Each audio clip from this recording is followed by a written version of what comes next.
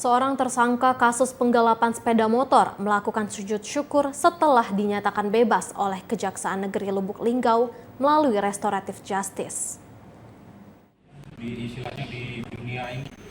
Inilah Sulaiman, tersangka kasus penggelapan sepeda motor yang terharu dan langsung melakukan sujud syukur setelah dinyatakan bebas oleh Kejaksaan Negeri Lubuk Linggau.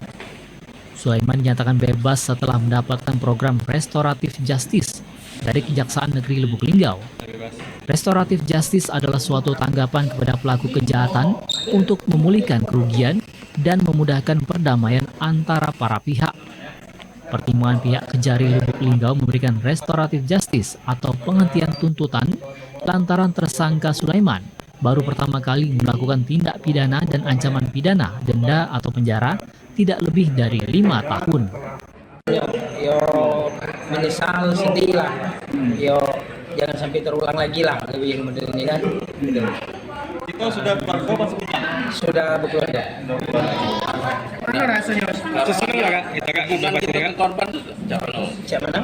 hubungan kita dengan keluarga. Masih keluarga. Masih keluarga. Tanggal 1 September 2022 kita telah melaksanakan restoratif justice ya, kepada Bapak Sulaiman. Karena Bapak Sulaiman ini pada intinya rupanya dengan korban ini masih ada hubungan keluarga, berdulur lah. Ini yang kedua Pak. Ini dua kali. Yang kedua untuk Linggau.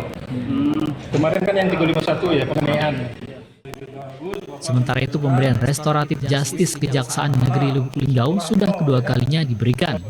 Sebelumnya diberikan satu warga Kabupaten Muratara yang tersandung kasus penganiayaan. Dari Lubuk Linggau, Ferry Setiawan, TVRI Sumatera Selatan melaporkan.